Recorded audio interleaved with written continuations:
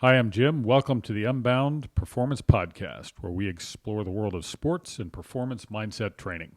And I'm Caroline. Each week we talk about the strategies, habits, and mental framework that help us to excel. Let's get into today's episode. Yeah, there was more stuff I wanted to I think talk you should about order in that this book. Oh, it's really good. It's really good. I'm angry that I waited. How did you hear about it? Where did this begin for you? Well, I follow Order Arthur right now. Brooks on whatever social media. He's got a podcast. And I've always, I'd seen the book in Barnes & Noble or whatever. Picked it up. Oh, that looks really interesting. I have to get this. But for whatever reason, I didn't pull the trigger. And then I listened to one of his podcasts. I was like, that is just so great. I'm buying the book. So then I bought the book, and then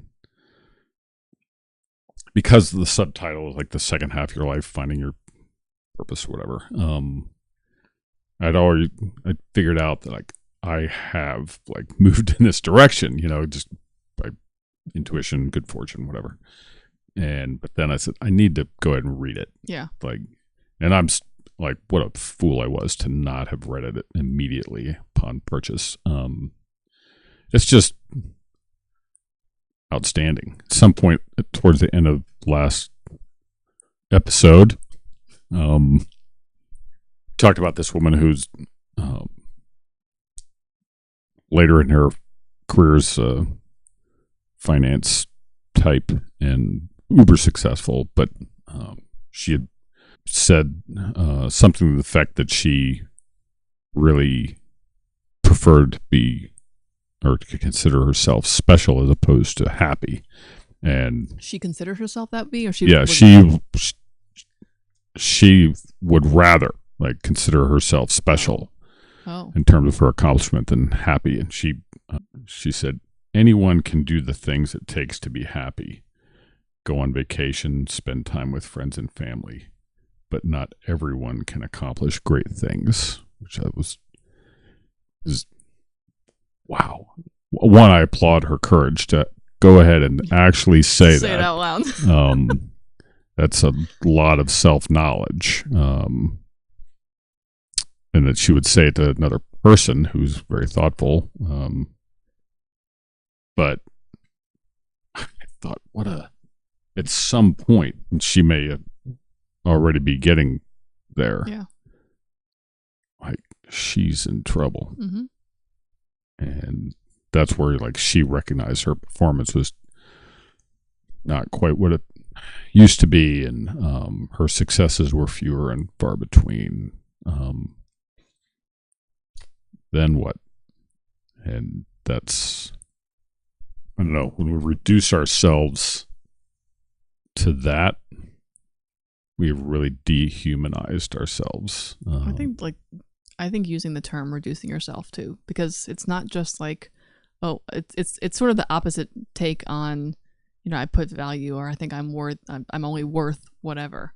But when you say I'm reducing myself to only being someone who performs well, or someone who earns a lot of money, or someone who fill in the blank, if I think it's helped easier for me to view it. I mean, more painful to admit, right? But easier to view and want to correct of I'm reducing myself to something that is not forever. It's not what I ultimately want to be remembered for or recognized as. We were talking right before this, obviously, about, who do you want to, what do you want people to describe you as? I was telling you, I love when I meet someone, I'm God, that's just a good person. And I don't know that I can define what that is, but you kind of know it when you see it.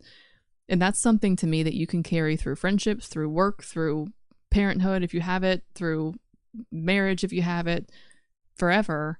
Whereas, hey, that guy makes a lot of money, or that guy's been really good and he's he sold his business. And by no means are those things that we want to discount as successes. They're good things they should be proud of, and they probably worked really freaking hard for.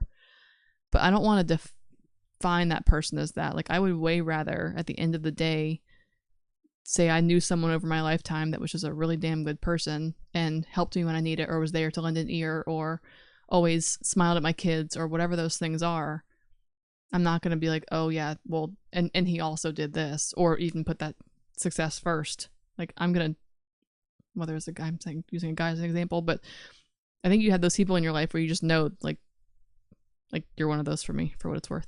Like you just know people that you want to have in your circle. And you can't necessarily say always what it is specifically, but you have people that are just like going to be there for a long time.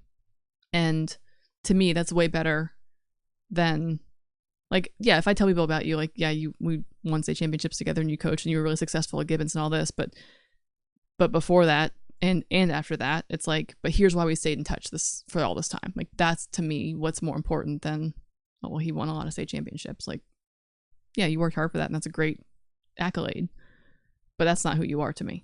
Because here we are, that's over, and we're still here. So something bridged that gap from, you know, one thing to the other. And I think that's ultimately what we want to have as people. That is hard to figure out. Like you said earlier, like, thank God you figured it out. And maybe it's not fully figured out, but being on the way to doing so. Well, we so fall for into the trap of thinking that success, like whatever it is, making lots of money, getting promotion, winning games, whatever, that those will bring happiness, satisfaction, fulfillment, whatever. They do bring momentary happiness, like we won, yay. But I will say it increasingly became just a sense of relief. Yeah. And at some point that just isn't as interesting anymore. And you know, we were talking offline earlier. We will all freely agree with the idea that objectifying someone else is morally wrong. If we just limit or reduce someone to, like, whatever, someone based on their physical beauty, that's how they have worth, or they've won a bunch of games, that's how they have worth. And I just read this book it's a novel by A.J. Quinnell. It's 30 years old. He wrote the Man on Fire book that they made a movie with. They made a bad one with Scott Glenn and then a good one with Denzel Washington. But it's the same character, Marcus Creasy, in the novels, but he winds up pursuing these people who basically are slave traders, sex traffickers, and you talk about like the picture of reducing someone to just a physical entity, and that's it. It's just evil. And you know, so none of us are going to posit that, well, winning X number of Super Bowls makes you a more worthy human than someone who hasn't.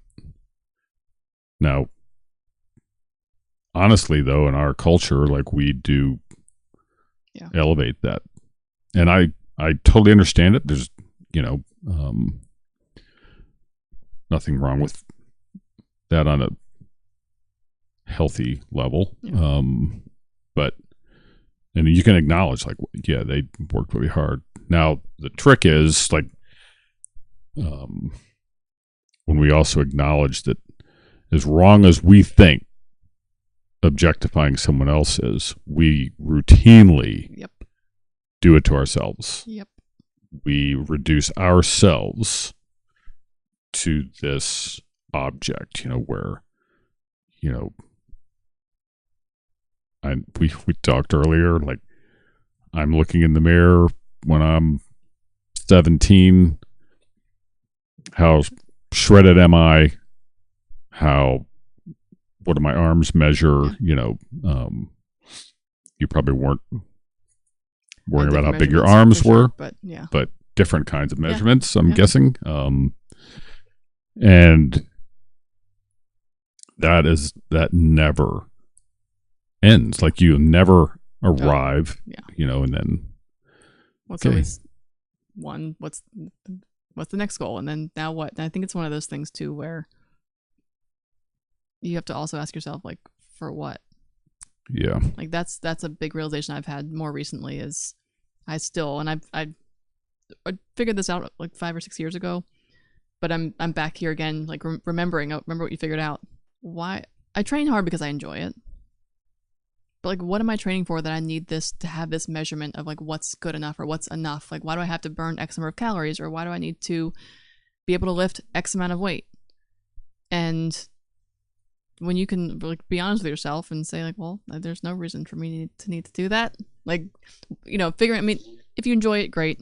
But I think that's just one of those things where, like, you got to keep on checking in with yourself because it's easy to go to that place. Like I was telling a friend recently who's, I think I don't know a single woman that doesn't struggle with body issues, from the most beautiful to the heaviest to the skinniest to the pregnant to the, like, everyone has something that they're dealing with. And that's just part of life. But I said to her, there's something really silly that I've started doing, which is if I go, like I used to go out to dinner with friends, have a great time, have a couple drinks, eat more than I typically would, whatever. And then I would come home and stare at myself in the mirror when I'm full and bloated and full of salt and alcohol, like, and be mad at myself. Instead of being like, hey, you had a really good time with your friends, I'm staring at myself in the mirror, I'm getting on the scale. Like, why? You're going to weigh more than you did this morning when you had an empty stomach. Like, what's the purpose? Like, I don't allow myself to even go there. I'm already maybe in my head of like, oh, I shouldn't have had that last french fry, which why shouldn't have had that last french fry, but whatever. To like, why take it further? Like, I just make myself stop there. And I think it's one of those things that's just a regular challenge, but at the same rate, like we're saying, like, am I a worse person for that? No. I think we all have this sense of like control we want to display and be like proud of. And I think we can have control and do good in other places besides just like, oh, I watch my calories and I exercise a lot. That's doesn't make you valuable. He talks about like being addicted to success and why that is the case. And so you talked about workaholics.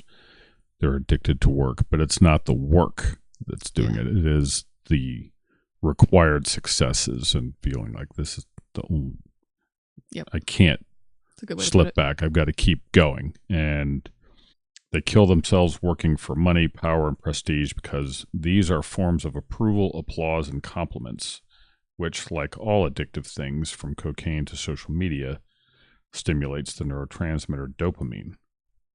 Why? For some I have met, the thrill of success, albeit momentary, blots out the blackness of normal life. Achievement is a way to pull oneself above a grim baseline mood. Something is clearly wrong when the idea of being normal induces enough panic to make someone neglect the people they love in favor of the possible admiration of strangers. That's pretty good. I want to talk about that, like being normal. Yeah. Because I think that comes up a lot in conversation. Is like, I don't want to just be normal. Or I feel like I'm just normal. Or I feel like I'm not normal, but I'm not really sure what makes me different that's positive. And I think like the person who has in you, like, I know I can do something, but I don't know what that is. I think, like, I don't know, you might have a take on this. I don't know. I think that idea of like, I don't want to be average. I don't want to be normal. Like, I want to stand out more. I guess one, like, is that bad to feel that way? Should we feel that way? Does everyone feel that way? And secondary to that, like, what do you do to not be normal? Like, well, is there a problem with being normal? I guess is what I'm kind of getting at, because I think a lot of people feel that way. It's like, I don't want to just be like your average person. I think that's where we have to. Why? And I want to stand out more. Like it goes to that point about like, why do you want to stand out more? Right. Applause. Compliments. I'm sure I probably mentioned this in a previous episode, but there was a physician, Robert Goldman, in the 80s. I remember his columns used to be in a lot of bodybuilding magazines back in the day. But he's the one who did this survey with athletes where half of them admitted that if they could take a pill, whatever, they'd win an Olympic gold medal, but they'd be dead in 5 years. They would take the pill. And it speaks to like that's a dramatic example of like, sure. I want to stand out. I don't want to be normal, even if it costs me my life. And I think that's where, what the heck is going on there? That's not like, we admire like the person who works. Yeah, I work 14 hours a day or 15 hours a day, or, you know, we listen to Kobe Bryant talk about like, if I could get up at 4, that means I would get in 2 more hours of training that would put me ahead of everyone else. Well, they're still asleep. I'm training, and we high five. Like, it's awesome. Yeah, great work ethic, you know. And I think that's where we really have to be careful how we view that. And I think he became very evolved late in his career and then after, in terms of how he viewed success and failure. He really didn't define things that way. He just viewed it as everything is an opportunity to learn and grow and get better. And that's, I think, I guarantee you that's not how he saw things when he was 18 and 20. But who would? Like, find me an 18-year-old who's going to think like that. Find an 80-year-old who's got that figured out. I mean, that's a hard thing to get in life at all, let alone early on. Yes, where it's going to help you. But that's the, like, what are we afraid of? If the things that are normal, and the woman earlier in the quote who talked about anybody can do the things it takes to be happy. Oh, really? Like spending time with your friends and your family. Really? Yeah. Is it that easy? Right. That just make you happy just because that's what you're doing. But also, I mean, they've done all these studies where, like, even he talks about in the book, like the people who achieved the most early were the most unhappy late in life. And that's, you know, goes back to like the rates of depression after winning a gold medal. Right. It's really significant. And if all of these things bring happiness and fulfillment and satisfaction, why is that going on? When you're trying to figure out like why it is that you don't want to be normal, like what is it that you're hoping for in not being normal? So like, is it praise? Is it accolades? Is it whatever?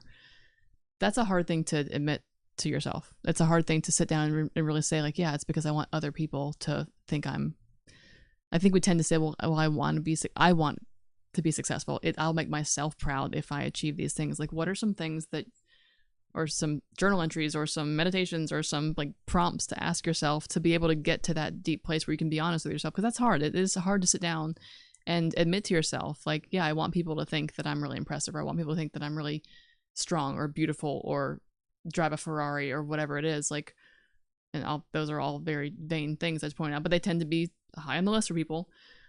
What are some things you can do to, like, if it's hard for you to be honest with yourself, like, is there a path to really getting to that place when that's challenging? Yes. Sorry, I put you on the spot there, but it's all right. I am wise. Oh God, I'm full of crap. That's what I am. Humility. In his 1964 book, Understanding Media, Marshall McLuhan famously said that the medium is the message. He noted that in the famous Greek myth, Narcissus did not fall in love with himself, but with an image of himself. And so it is when we professionally self-objectify. Our work is our medium, which is our message. We love the image of ourselves as successful, not ourselves in true life.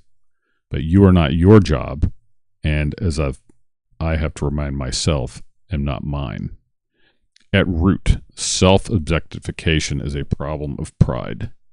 In almost all philosophical traditions, pride is a deadly vice that rots a person from the inside out. Buddhists use the word mana, which in Sanskrit refers to an inflated mind that disregards others in favor of the self and leads to one's own suffering.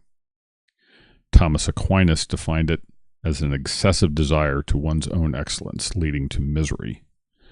In Dante's Divine Comedy, Satan is depicted as a victim of his terrible pride by being frozen from the waist down fixed and in agony in ice created by wind from the flapping of his grotesque bat-like wings.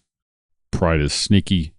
It hides inside good things. Success, the fruit of excellence, becomes an addiction, all because of pride.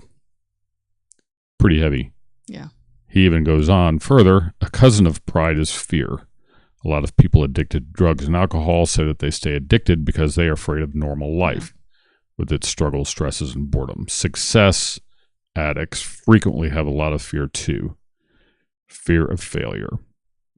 I find it most among my students who are the greatest strivers because they are terrified of failing in anything. And according to a 2018 survey, 90% of CEOs admit fear of failure keeps them up at night more than any other concern. And that is the truth at the other end of this success mindset. And I'll be happy if I just win one more a lot of fear trophy, if I get one more promotion. And, we fall in love with this image of ourselves in the mirror, whether it's a literal physical image or this image that we may have, like I'm CEO or whatever. And it's not our true self. And that's, we go back to, again, limiting and reducing ourselves to just this image that does not fulfill us. And at the end of the day, it's not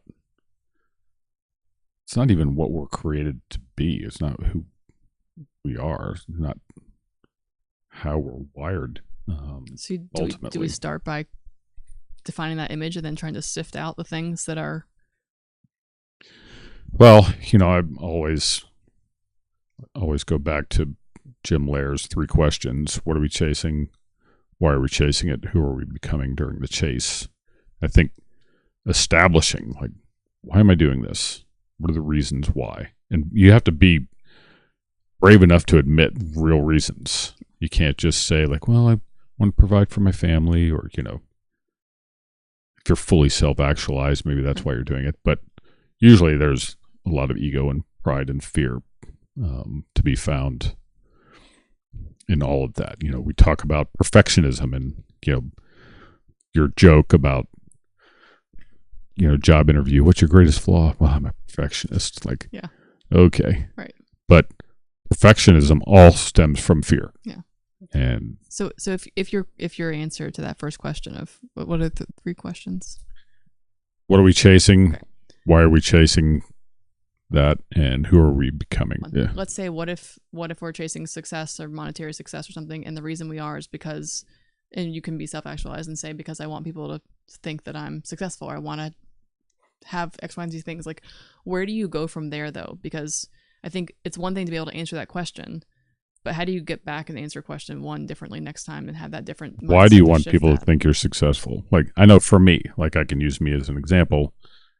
When I first started coaching, I mean, what people thought of me wasn't the only reason I was coaching. I will say it got worse and worse the more successful we were. The more we won, the more I really wanted people to think I was good at this. That was my ego. Yeah. It was my own self-doubts, like, how good am I at this really? Maybe I'm not that good.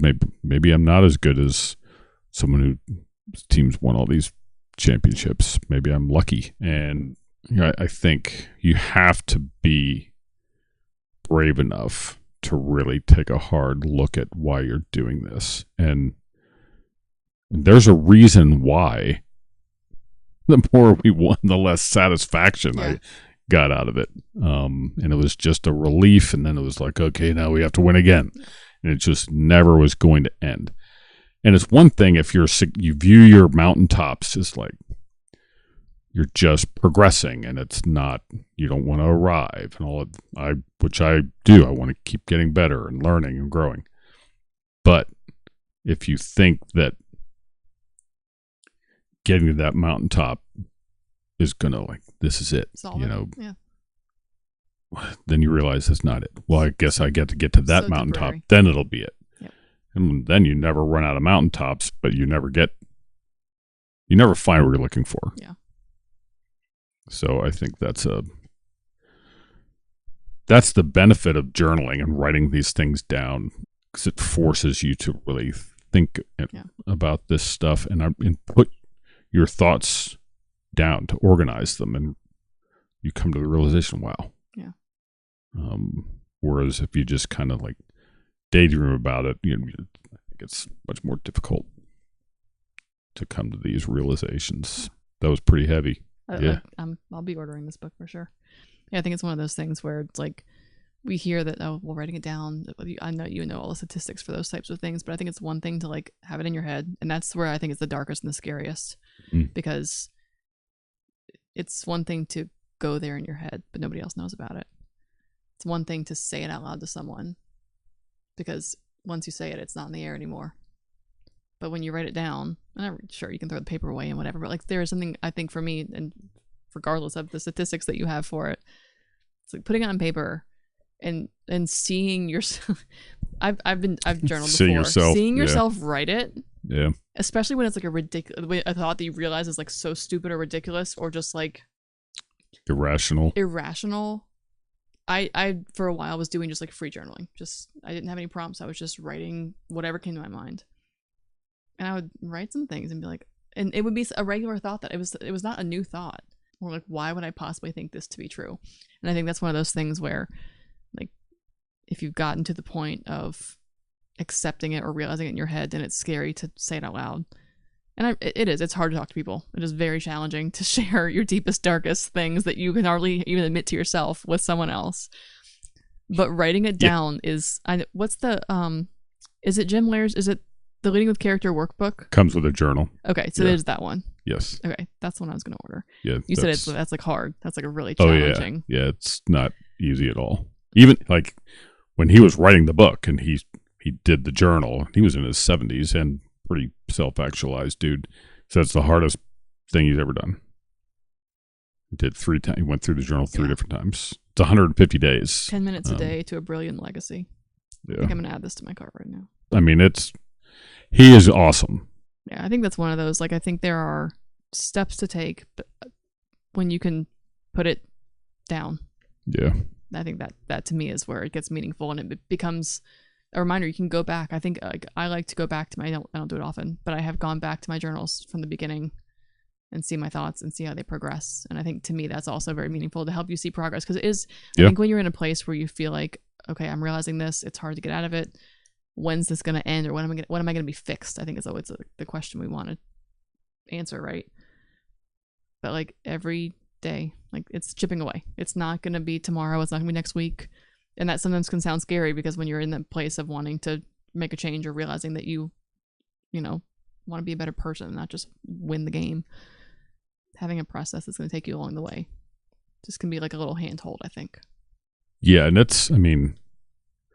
there's some hard questions in that journal that, you want to like burn the journal after you answer them. But it's the only way out, only way forward, whatever, there's not a magic fix. There's not a quick answer. There's not no pill tomorrow. And I think that's maybe confusing. Could talk forever, it seems. I think we talk a lot about, like, you can decide tomorrow that you want to be a different person. Mm-hmm. Yeah, you can decide that you're going to end up being, but you're not going to be different tomorrow. I think that's the difference, is like, it's very easy to say, yeah, you can wake up tomorrow and decide that you're now going to be someone who wakes up at 6 a.m. and you meditate and you go to the gym and you eat healthy and you do all these things. But it's not easy. It's not instant. You don't suddenly become that person, but like slowly starting to identify choice by choice, every single day. Yep. Hard days, easy days, progress days, setback days. It's worth it. Absolutely. We hope you enjoyed this episode of the Unbound Performance Podcast. Your support helps us continue to build our community. If you're enjoying this content, please like, subscribe, and share.